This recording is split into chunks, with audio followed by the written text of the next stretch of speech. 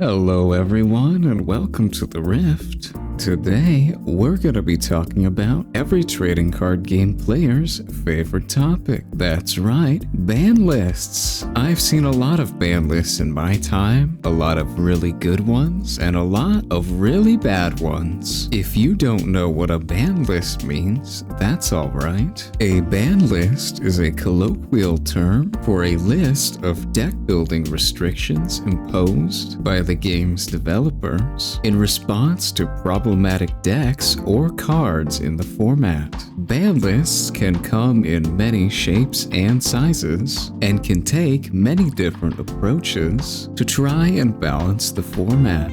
Today, we'll be talking about Magic the Gathering, Yu-Gi-Oh!, and other games, and what they do right with their ban lists, and what they do wrong. We'll be talking about ban list delivery, as well as the approaches other games use when designing their ban lists, and then we'll be wrapping up with what I think Riftbound should learn from the successes and the mistakes of these other games. Now, before we get into our rankings, make sure that if you enjoy the content, that you like the video, and if you're feeling spicy, make sure you smash that subscribe button just as hard as you'd smash your favorite League of Legends champion. First, I'd like to talk about how different TCGs actually reveal and deliver their ban lists to their players, because sometimes different TCGs have very different methods of doing this. In Magic the Gathering, to my knowledge, ban lists are usually announced on set dates and at set times as well, so that players can expect when there will be updates to the ban list. This is very helpful to players, obviously. It allows you to plan ahead for events, and generally gives you some idea of what decks you're going to be playing against and what you're going to be playing yourself as well. Magic releases ban list changes for all of their formats at once, to my knowledge, except maybe Commander. I think they do their own thing. And most of the time, they will either have no changes for a format, or they will ban something, or maybe a lot of things, it depends. Along with the ban list update, they'll give a quite detailed explanation as to why they chose to ban certain things or not ban anything, which can sometimes be helpful, or sometimes they just say things that don't really make much sense. It's still generally a good thing that they do this, though, because it shows a level of dedication and care for the players that they have. It's certainly more than a lot of games do, so I'm sure it's greatly appreciated in the Magic community.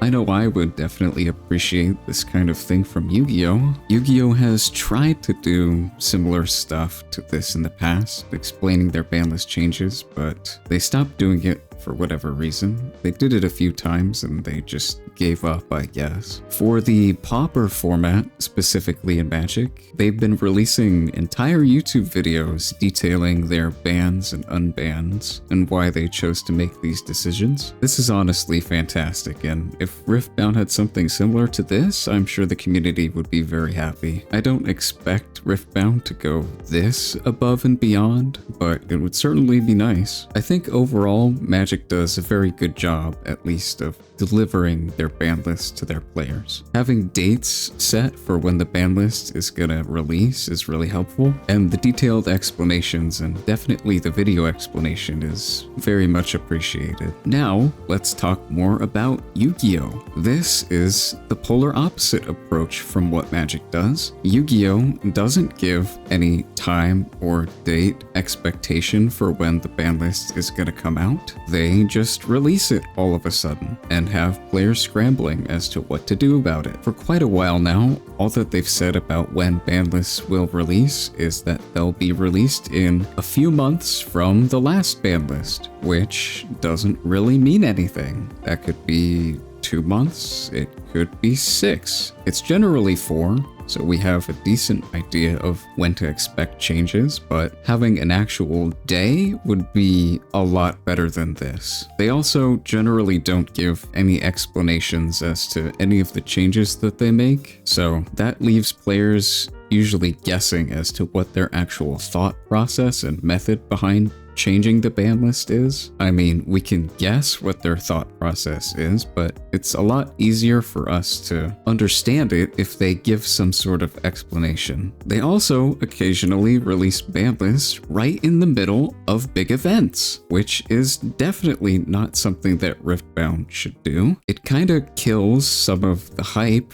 and excitement around the event, and while you're playing at the event, now you have to think about a new format as well, so yeah, generally that's just not a good thing to do. They've recently started revealing ban lists at the end of events, which is a lot better than during the middle of an event. They usually do like a little skit, which is kind of fun. They reveal the ban list to a live audience at the event, it's fun. It doesn't really solve any of the problems that they have. They still don't tell us when the ban list will be, and they still don't explain their thought process behind making it, but it's something. It's a step in the right direction. I think when you compare this approach to Magic's approach, it really highlights how lacking this approach is, and I think community feedback will generally reflect that. As a Yu-Gi-Oh player myself, I would really appreciate us having Magic's delivery approach. Now that we've gotten the delivery systems out of the way,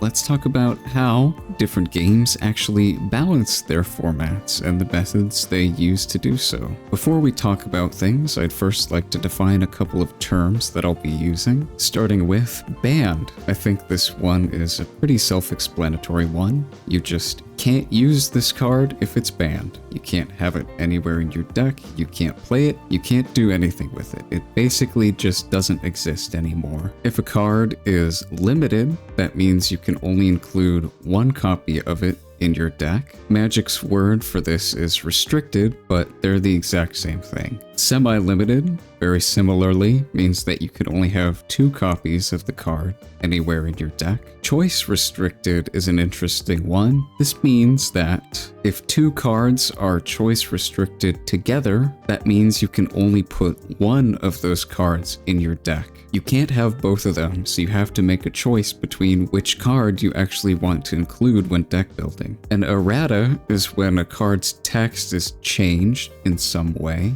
So the card is either increased or decreased in energy or power cost, or the actual text on the card is changed to do something different. This is generally used to fix mistakes when cards are printed. It can be used to rebalance cards, but that's pretty rare and is generally frowned upon by the community. People really don't like erratas, especially when there are a lot of erratas. It's really hard to keep track of the updated text for cards and how things are different. So I won't be talking about this one very much because I don't really think Riftbound should use it at all, except in very niche scenarios. Something unique to Riftbound is this, banned as partner. This would mean that if a champion card is banned as partner, you cannot designate it as your partner champion while you're playing the game. You can still include it in your deck during deck building in your main deck, but you can't take it out of the main deck and put it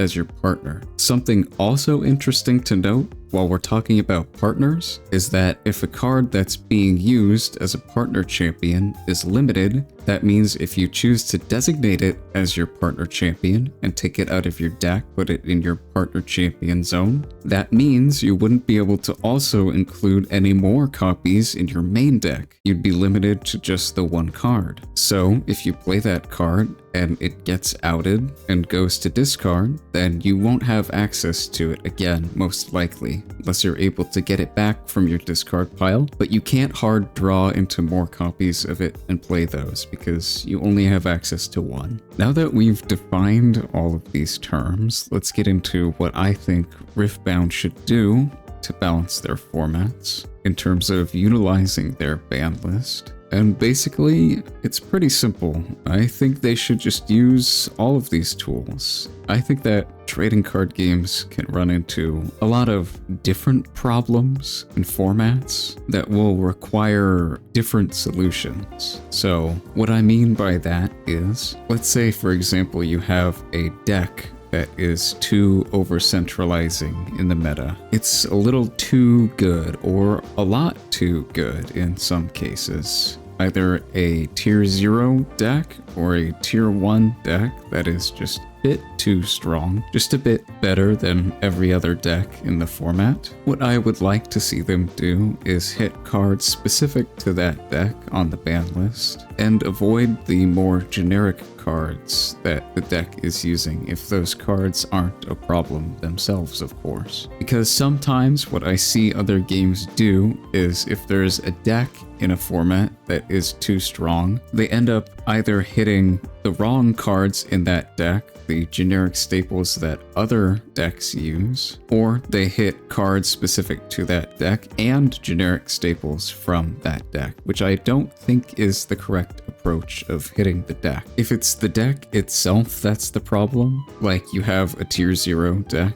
or a tier 1 deck that's just a bit too strong, then it's that deck's specific cards that are the problem. Let's say, for example, that the game comes out and Victor is tier 1. It's the best deck in the format by not so much that it's tier 0, but enough to where you can really feel it being a bit of an overbearing presence in the meta. Then, if something like this happens, it should be cards like Siphon Power, or the Victor Champion, or maybe Victor's Legend card that should be hit on the ban list. If the other cards in the deck aren't a problem, then I don't think they weren't being touched on the ban list. So what you could do in that case is choice restrict some of the cards with other cards, or if a card ends up being way too strong that I just mentioned, you could of course just ban it. You could limit Victor's partner champion so that it can only be used as partner and you don't get extra copies, or you could ban it as partner if having it as the partner is the problem. There are a lot of options open for how you can balance the deck, and it really just comes down to what the problem exactly is in the format. What they should not do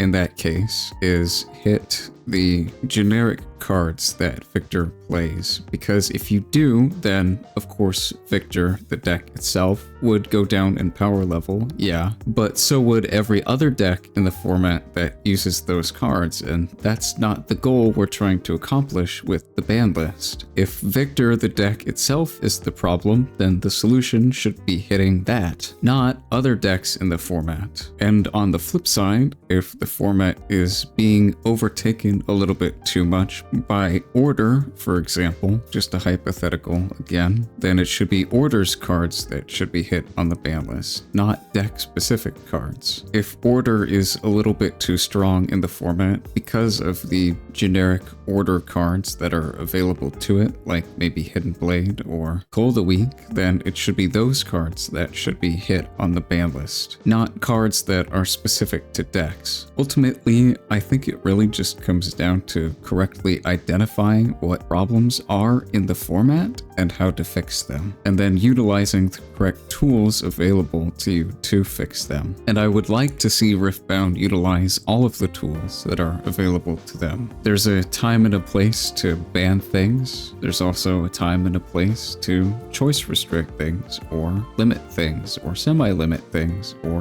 ban things as partner. I think all of these tools have a use, and if used correctly, will make the format a lot more balanced and enjoyable to play, rather than if they used an approach like what Magic does, where all they do is ban things or leave things untouched, which I don't think is a great solution to fixing problems that formats can encounter, because there are a lot of different problems that formats can encounter, and I don't think just banning cards or leaving things untouched is enough of a variety of solutions to really fully solve problems in formats. It's a very all or nothing kind of binary approach to ban lists, and I think it does a good job of fixing certain problems, yeah, but there are often a lot of different problems that TCGs will encounter in formats that require other solutions than just banning things. It's like having a toolbox full of only hammers. Yeah, when you encounter a problem that needs a hammer, as a solution, then you're covered, you're great. But when you encounter a problem that needs a different tool to fix, then, well, you're kind of out of luck. Sometimes cards that really should be put on the ban list don't get put on the ban list because either specific cards and formats aren't powerful enough or game warping enough to really deserve a ban, so they just go untouched, or decks don't really have a clear card in them that should be banned, so they either end up banning the wrong thing,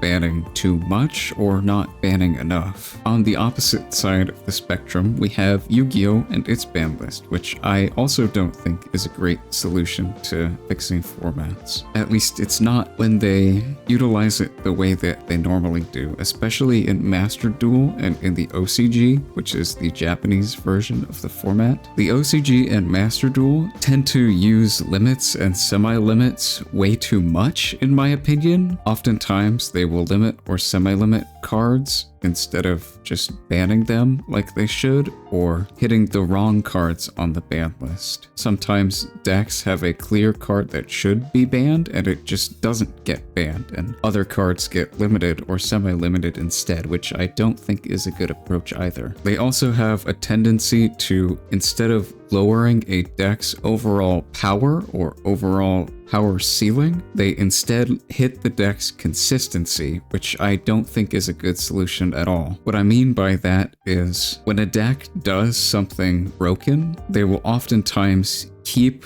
the cards that allow the deck to do that broken thing still in the format, but they will make the deck do its broken thing less often, which I don't think is a great solution, since the deck can still do its broken thing, which really doesn't feel good to play against when you're on the receiving end of that broken thing. Especially after the deck has been hit in terms of consistency, it feels even worse sometimes, because then it just feels like your opponent's getting lucky. It feels sacky, and you're just losing to luck, which doesn't feel good at all. I would rather them just take whatever is making the deck do its broken thing out of the format completely to actually solve the problem, rather than just making the problem happen a little less often. Again, it's like you have a toolbox of a bunch of tools, and if you use the wrong tool to try and fix the problem is just still there, and you haven't actually fixed anything. So basically, I'd like to see Riftbound use as many tools from their toolbox as they can, because I think they'll encounter a lot of different problems throughout the game's history that will require a lot of different solutions. And if they only use a few tools, or use one tool, or use the wrong tools from their toolbox, then they'll end up not actually fixing problems, or sometimes even creating more problems that they didn't account for because they used the wrong tools or used them incorrectly. I think there's a correct time to ban cards from a format, and there's also a correct time to limit or semi-limit cards, or choice restrict things, or ban things as partner. It really just depends what problems the format is encountering and how you should solve those problems. Because again, trading card games encounter a lot of different problems, which require a lot of different solutions. And if all Riftbound does is ban cards, then I think they'll run into a lot of problems that they either can't solve or won't solve in a way that makes the format as good as it could be, or potentially makes it worse, which wouldn't be a good thing, obviously. Magic's approach is a bit too narrow-minded, in my opinion, and I'm worried that they might take a similar approach, which I don't think will be good for the game. I'd much rather see them do more than just bans. Alright, I think that's enough rambling for one day. Thank you guys for watching all the way and sticking with my content. I'll be doing a lot more interesting stuff in the future, so make sure you subscribe to stay up to date with the channel. And yeah, that's about all I want to say. Take care.